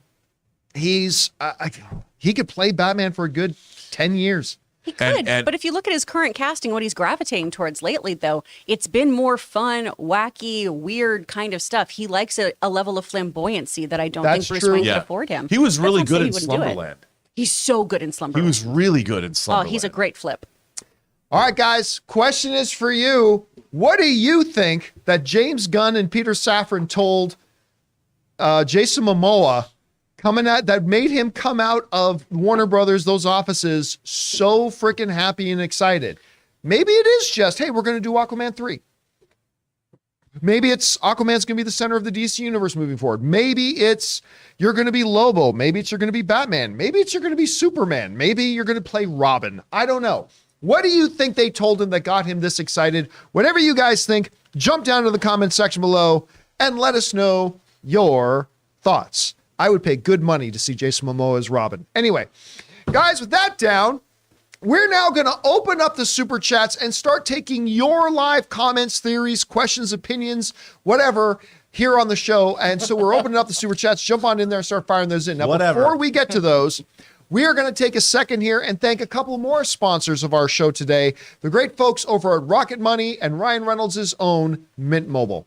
Guys, we want to take a second to thank a sponsor of today's video, Rocket Money. Do you know how much your subscriptions cost? Most Americans think they spend around $80 a month on subscriptions, when the actual total is closer to $200. If you don't know exactly how much you're spending every month, you need Rocket Money. When I started using Rocket Money, I couldn't believe how many things I was still paying for. Ann and I haven't lived in Burbank for almost 2 years, and I didn't realize I was still paying for a gym membership in Burbank for 2 years. Rocket Money, formerly known as Truebill, is a personal finance app that finds and cancels your unwanted subscriptions, monitors your spending, and helps you lower your bills, all in one place. Over 80% of people have subscriptions that they've forgotten about, like that streaming service you bought to watch just one show on, or that free trial that you never even used, or like me, a gym membership in Burbank. Simply find the subscriptions you don't want and press cancel, and Rocket Money will cancel it for you. So stop throwing your money away. Cancel unwanted subscriptions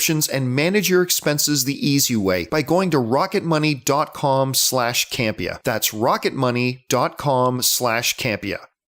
Guys, we want to thank a sponsor of this video, Mint Mobile. If saving more and spending less is one of your top goals for 2023, why are you still paying insane amounts of money every month for your phone bill? Switching to Mint Mobile is the easiest way to save money this year. As the first company to sell premium wireless service online only, Mint Mobile lets you order from home and save a ton, with phone plans starting at just $15 a month. Guys, I have told you before that when I was on one of the major phone carriers, I was spending literally 3 times as much every month, and switching to Mint Mobile couldn't have been easier. So for people just looking to save some extra money this year, Mint Mobile offers premium wireless for just $15 a month. All plans come with unlimited talk and text plus high-speed data delivered on the nation's largest 5G network. You can use your own phone with any Mint Mobile plan and switch easily in just minutes with eSIM. To get your new wireless plan for just $15 a month and get the plan shipped to your door for free, go to mintmobile.com/Campea. That's mintmobile.com/Campea. Cut your wireless bill to just $15 a month at mintmobile.com/Campea. And thank you to our friends at Rocket Money and Mint Mobile, my mobile service provider, for being sponsors of the John Campea Show. All right, guys, with that down, let's get on over to your super chats you guys been sending in. Chris, what do we got up here first? All right, from Sam Fisher. I love how in The Glass Onion, the override button was a fool on a hill because that's what the killer is, a fool on a hill. I don't know what we can, I mean, we can't discuss technicality. Make sure you turn off the super chats there. I don't think we can go into details, so or dissect what it is you just said at all, because we don't want to give any spoilers away. But interesting observation. I think that is an interesting. What's next? From Dumbledore. It'd suck if the Buster Keaton... I got to ask, are you sure they're off? Because Yeah, they're off on my end. it does not look like they're off. I'll refresh it. Jonathan, can you double check? Because they are still coming in. We're at 300 now. So Jonathan, get in there and take a look quick. All right, let's see. What's next? From Dumbledore. It'd suck if the Buster Keaton miniseries distracted Matt Reeves from working on the Batman sequel. I guess for Reeves, there's something in the way. Yeah, I mean, Nirvana. There's something in the way. Okay, now it's turned off on my end. All right. I don't know what that means. Isn't that a reference to the Nirvana song they keep using, or one of the songs that they use in the movie? Yeah, the song. Yeah.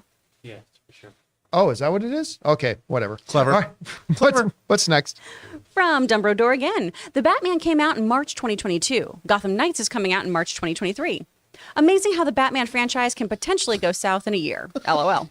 I just gotta believe that show ain't coming out. I gotta believe they gotta pull the plug on that. Look, for all I know, it's gonna be awesome, right? For all we know, maybe this Gotham Knight show is gonna be the best thing since Supernatural. I mean, it does have Misha Collins in. Yeah, look, I'm not saying. Is it though? Does it hurt? Does it hurt? Yeah, probably not. All right, what's next? From a Sith Lord. Whatever they told him, I don't care. Ooh, I'm loving his energy and for the future of DC Studios. Finally, the hierarchy of power in the DC universe is about to change. I'm so ready. Yeah, look, I said it from day one. James Gunn and Peter Safran taking over DC is the best thing that could have happened.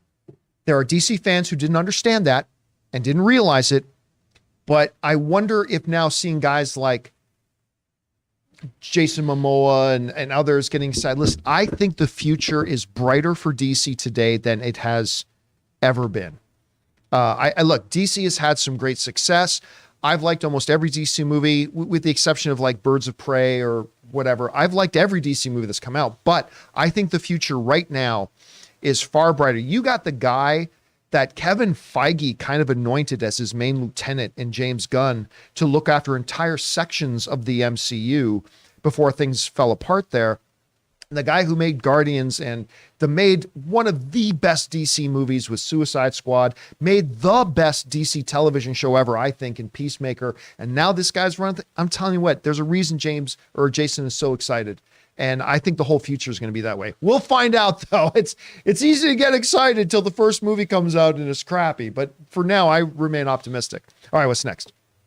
From D. Wild, could the additional sharing fee for Netflix backfire by 2 full account holders deciding to share one account at a cheaper price? I don't think they're going to be able to do that. No, I don't know. Yeah, that's the whole point, is that they have set up new system where you're not going to be able to just have it in different locations. So if that was the case, then they could just keep things the way they are now, but I don't think it's going to work out that way. All right, what's next? From Jedediah Elias, finally getting to rewatch Everything Everywhere All at Once in theaters this weekend. Nice. Missed it last time. Plus missing You People and Last of Us Episode 2. Gonna be a good weekend. Wait, You People starts this weekend? Yeah, it's on it's Netflix, right? I can't wait that's the Eddie Murphy. Yes, Yeah. Jonah Hill one. Jonah Hill, who co-wrote the script. That movie looks hilarious. I know you didn't think it looked as hilarious as I do, but I think it looks like it's got potential. I hope it's good. I think it looks like I didn't think the trailer itself was that hilarious, but it looks like the movie could be that hilarious.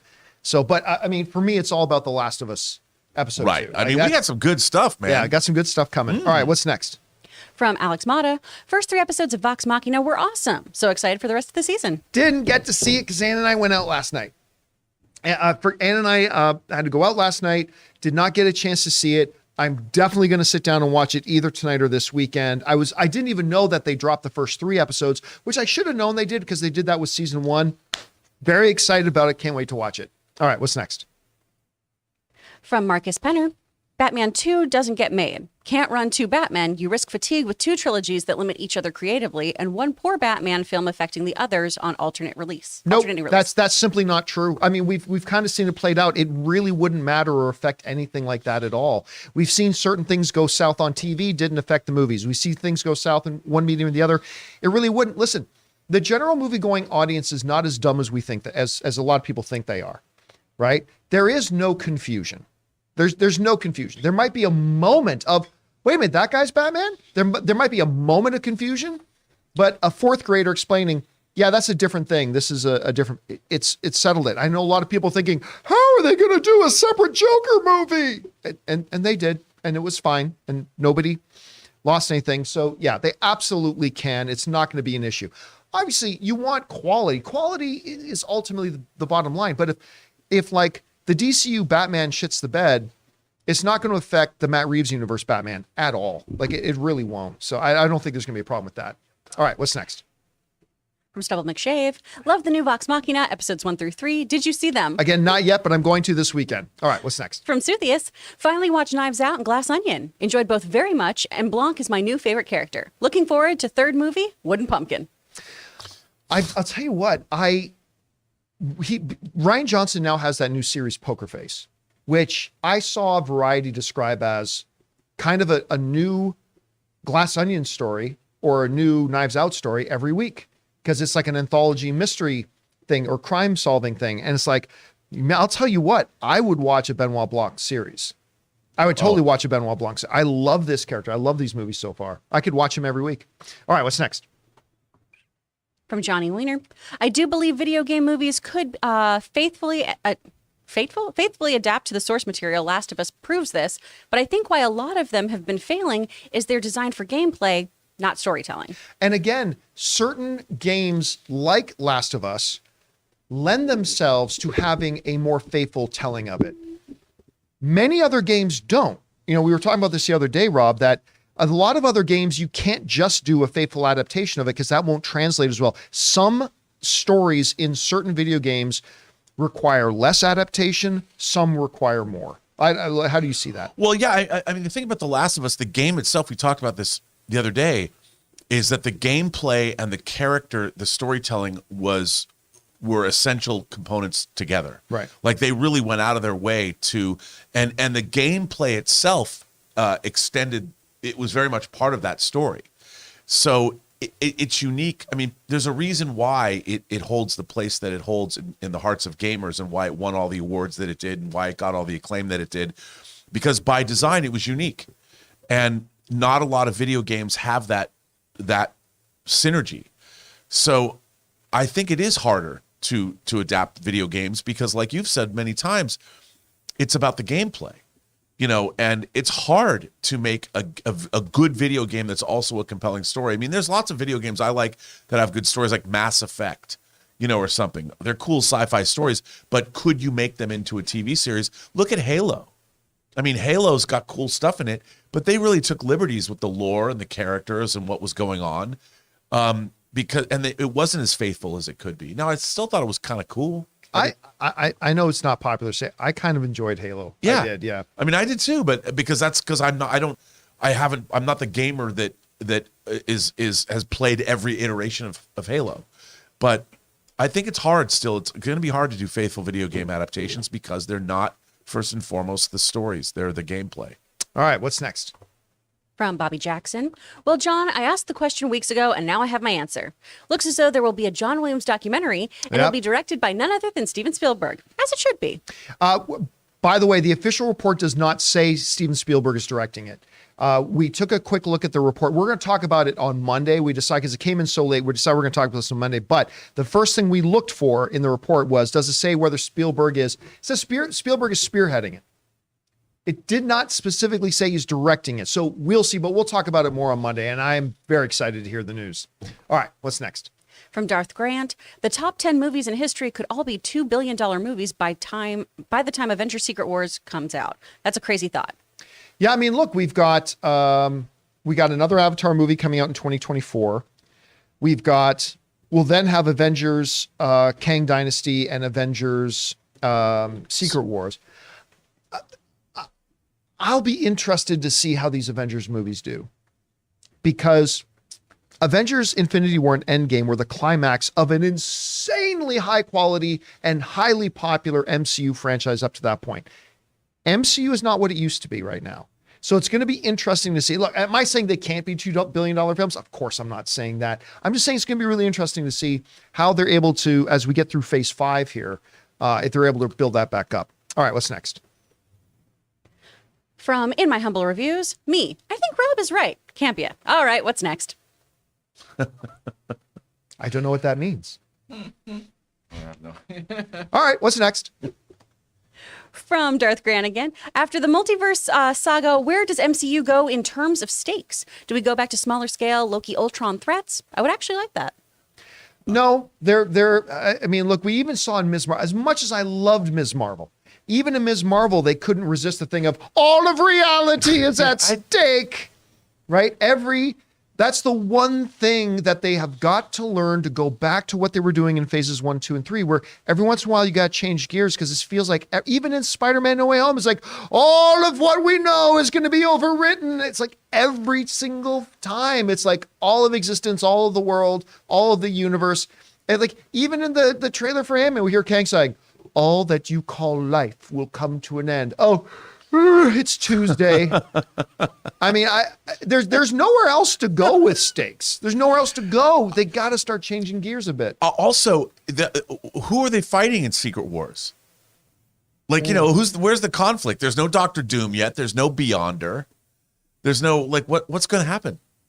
And we've got the Kang Dynasty. Is Kang just going to be, once you've made a movie called Kang Dynasty, if the dynasty is established at the end of that movie, and then you go into Secret Wars, I don't understand who they're going to fight and how many people are going to. I think the Kang Dynasty is destroyed by the end of that movie. Is it?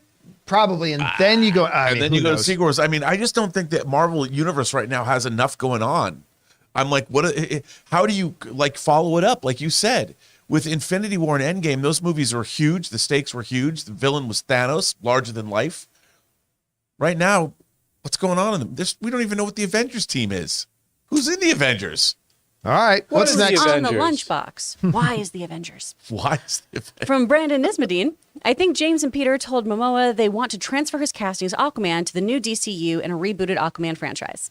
I can't see them doing that. If you're going to reboot, then you reboot. I don't think you reboot and then bring in the same. Like, if you want to talk about things that'll cause confusion with the audience, that would cause confusion with the audience. But I listen, though. I ain't going to say it's outside the realm of possibility. The way James Gunn's mind works, who knows what wild machinations he can come up with. So, but it seems very unlikely to me. And again, he's already been playing Aquaman. Would he really be that excited? It's just about, so I'm going to keep doing what I've been doing? Cool. I don't know. I don't see it, but it's possible. Never know. All right, what's next? From Mike Dude.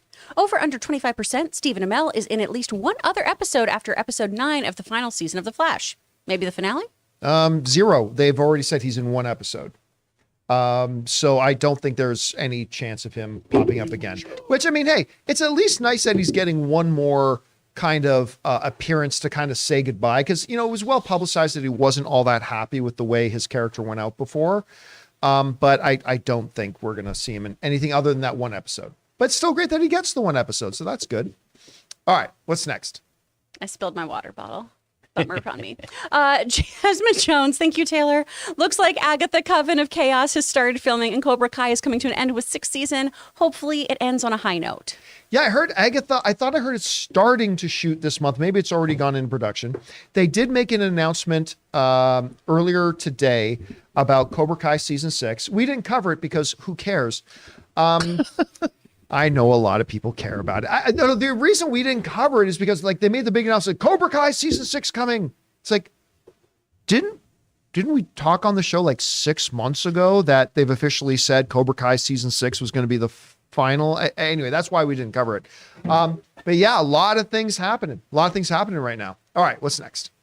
From Bruce Lum, sending in a $22 super chat. Oh, thank you, Bruce.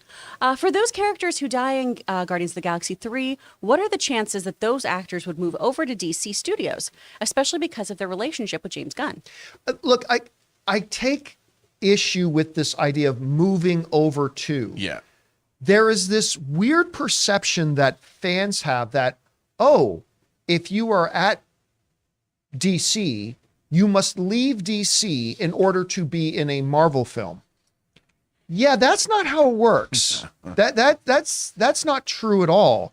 I mean, we had Lawrence Fishburne appearing in both franchises at the same time, right? I mean, one does not need to leave. Listen, there was no reason that 2 years ago Chris Pratt couldn't be in a DC movie while they're getting ready to shoot Guardians of the Galaxy 3. What are the chances that we do see later on that any of these actors pop up in a DC movie? Well, yeah, a lot of them have a really great relationship with James Gunn. James Gunn considers the cast of Guardians his family. Meanwhile, at the House of Family. So I mean, yeah, we could absolutely, but it has nothing to do with now that, guess what? The surviving members of Guardians of the Galaxy 3 could easily pop up in a DC project. It's not anything about leaving one or going over to the other. If you were given the choice of who do you think would be the first? If James Gunn does hire one of his Guardians team to be in a DC movie, who do you think that first actor would be? Dave Bautista. I think Dave Bautista and then Chris Pratt. So I think Palm Clementine? She's terrific, yeah. Because she's also the least recognizable. Yeah. I sat beside her. I literally sat right next to her at the which one was it? I think it was at the Black Panther premiere. I sat right beside her and I didn't know who it was at first until I heard somebody, it might have been Donald Glover, say Palm. And then I was like, oh my God, that's Palm Clementine. Yeah, you're right. Yeah, totally unrecognizable. But I mean, Dave Bautista has been so loyal to James Gunn. And he's already been in 2 Warner Brothers movies, Dune and Blade Runner. And then Pratt, I mean, James Gunn is a huge Chris Pratt fan. And they're like family. So but I think my first one would probably be James, but Palm's a good pick too. Chris Pratt as Booster Gold. Oh, I'd love that. I could see that. All right, what's next? From JCSC, if Momoa is playing Lobo, he'll be a secondary character for a while. They aren't making a Lobo movie anytime soon. Wide audiences don't know Lobo. When has that ever mattered to James Gunn? When Oh, has man, that? he put Starro as the villain. When has that Suicide ever, Squad. man? He made an HBO series called Peacemaker and you say, well, he was already in Suicide Squad. Yeah, a Suicide Squad movie nobody saw. So you are right. You are right that the general average movie going audience has no idea who Lobo is. You're 100% right. And were it anybody else, I would say, yeah, but this is James Gunn. James Gunn, who did Guardians of the Galaxy, which today is, well, they're a very popular movie. Nobody, even some comic book fans, had no idea who Guardians of the Galaxy were when he did that. The characters he lined up to put in his Suicide Squad, Polka Dot Man, and then Mickey. I got one for you. What's that? Since Jason Momoa came out of that meeting very happy, over or under 50%, James Gunn directs a Lobo movie. Under. I think if he's going to, because remember, he's running the studio now. I know. And he will direct something, but I think if he's going to direct something, you and I talked about this, and I think we agree, it's probably going to be that Superman movie. Yes. To kind of set the stage for the new DC. But And if James Gunn doesn't direct Lobo, who directs a Lobo movie? Fede Alvarez. Ooh, that's interesting. He's doing Alien for Yeah. Fox right now. Yeah. But I mean, pardon me, we for got time. 20th Century. Got time. Got time. All right. What's next? From CJ Rebirth, rewatched the OG Scooby-Doo and was wondering, Chris, if you've created your own laugh yet for a character like Don Messick did for Space Kook and Muttley. Oh, the little... Oh, I remember Muttley. Well, you do a laugh for every single character. Every time you come up with a new character for animation, you have to run through all of their kind of non-spoken but verbal or vocalized reactions. So you have to figure out how their eye rolls sound, how their laughs sound, shrugs, that sort of thing. So you have to do that. I haven't had like an iconic one, obviously. I'm here. All right. What's next? From Will Lambert. If Dune and Avatar 2 were released in the same year, who would win the VFX Oscar? Wow, Oscar. Both are considered locks. I think Avatar, more groundbreaking. Yeah, Avatar. I got to give it to Avatar too. Yeah. Yep.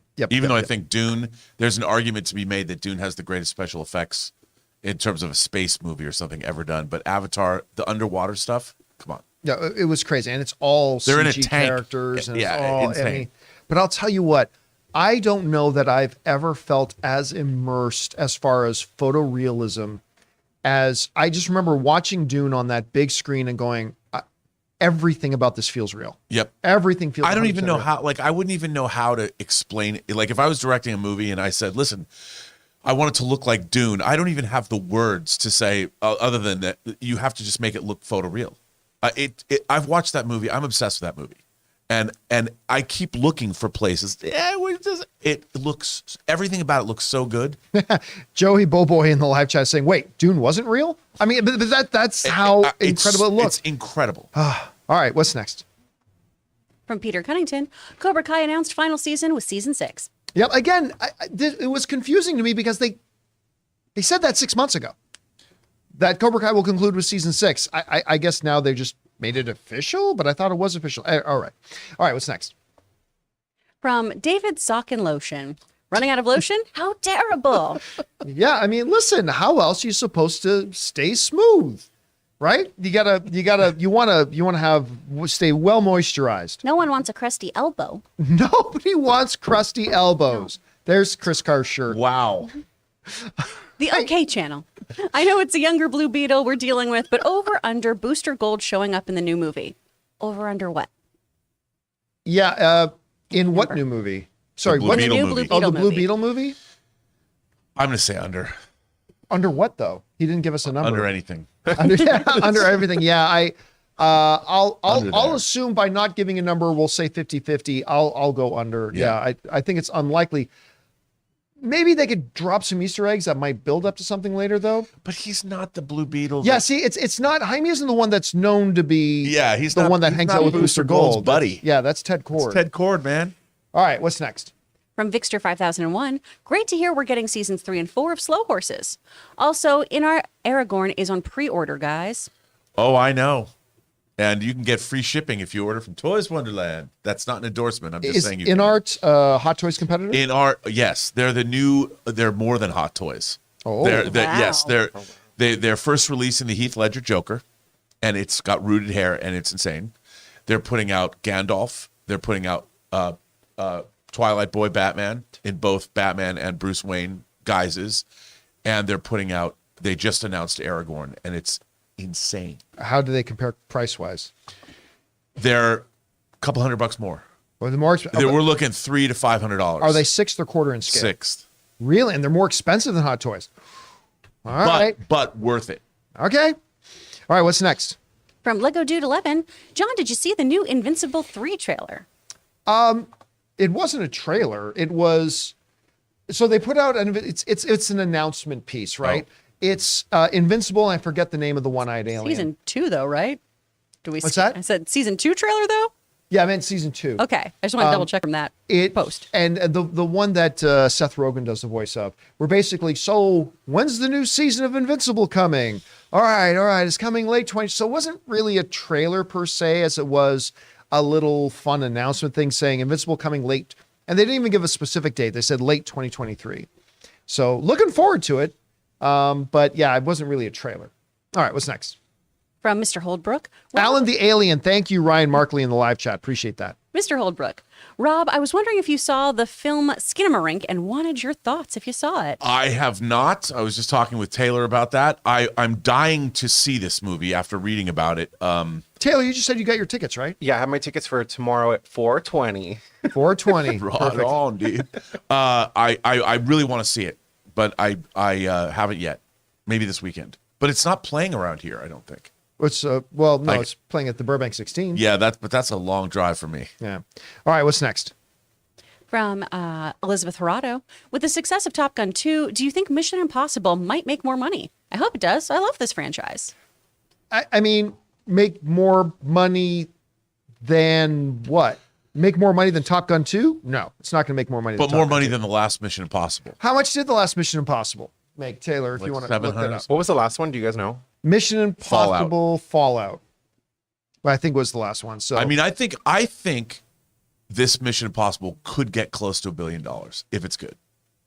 Just because Tom Cruise back in the zeitgeist and we've seen. I mean, I love these movies and they just keep getting better. So worldwide, Mission Impossible Fallout made $791 million. I could see it going north of that. Yep. Yeah, I could see it going north of that. If, again, like you said, though, Rob, it's all about is it good or not. Yeah. So, Yeah. find out. All right, what's next? It looks good. From Scroll down a bit. There we go. From Beagle Studio, sending in a $20 super chat. Thank you. I'm super excited for Sunday as I'm going back into filming my 11th film in my 28 years on Earth. And it's the second film in my trilogy. Their trilogy is the Sparrowverse. Excited to be back and play with new gear I got over break. The film is called Nightwolf. Thank you. Now, look, I do want to say, guys, please don't use our super chats as a way to market your stuff. But that is exciting. And It is exciting. Being able to get involved, like I always. And he sent a $20 super chat. Yes. And I encourage that doesn't matter. Like, please don't use our super chats to just send in self-promotion. But I'm always encouraging people to, like, I think all film fans should get involved in, I think every film fan should make their own movie. I do too. And I don't mean you have to go out and get a $5,000 camera. Take your phone, point it at a couple of friends, say action. 60 minutes later, say cut, turn it off. I mean, I think it just makes you more engaged in filmmaking. And the fact that you're doing that is super excited. And I'm really glad for you, man. All right, what's next? From Tevin Como, will you guys be doing your predictions on what will be nominated for Oscars? Will Top Gun take it? Will Angela as well? Yeah, Monday, because I think that the nominations come out on Tuesday. So I think on Monday we will give our final predictions. Top Gun, spoiler alert, will be one of the films that gets nominated for Best Picture. I do not think it'll win Best Picture, but it will. I believe it will get nominated. Angela Bassett, I mean, yeah, she's definitely going to be nominated. 90% chance she's going to win. But yeah, Monday we will give our full predictions on at least of the major categories of what we think are going to get the Oscar nominations that get announced on Tuesday. All right, what's next? From Red Arrow 1316, over under 40%, General Ross shows up in Secret Invasion. We're not going to say anything. Yeah. We're not going to say anything. It's unfair for us to give any sort of impression on something that we already know. So We'll let the rest of the viewers discuss amongst yourselves whether you think that's going to happen. All right, what's next? From Alex Mata, also sad to hear about Regal and my home theater unfortunately made the list. Yeah, it always sucks, especially when it's a theater you like to go to. Like I still, when they shut down, I don't live close to it anymore, but I really like the ArcLight Hollywood, man. I really like that theater. Dude, it was my home theater. Yeah, it sucks because you spend so much of your time there. You develop, because look, I always say movies are experiential events, right? And so when we go into the movies, like it develops memories, and we have memories in that place, and we have a joy there and excitement there. Also, the bar that was there. I would go to the bar just to hang out because I'd run into people. It was a great place because I knew that people I knew around the city from all different walks of life, I would see there because everyone in the industry went to that theater. And now it's gone. All right, guys, listen, we have run out of time here for today's show, but for everybody who sent in super chats, do not worry. We've got an open mic coming a little bit later today, and we will start off that open mic by finishing off with the questions that you guys have already sent in here. So we will get to those a little bit later this afternoon. Make sure you come back and join us for that. But for now, that'll do it for today's installment of the John Campea Show. Thank you so much for being here and making this show part of your day. Big special thank you to all you guys who sent in those super chats. Number one, because you gave us great fun things to talk about. But number two, you supported this channel as you did it, and all of us involved here with the show. Thank you guys so very much for that support. So for everybody in the room with us, Robert Meyer Burnett, Ray Orr has been back there. We've got Taylor Gonzalez, and of course, running the show, Jonathan Voico, and the delightful Chris Carr. And most importantly, you guys, thanks so much for being here. Make the show part of your day. My name's John Campea. And until next time, my friends, lotion.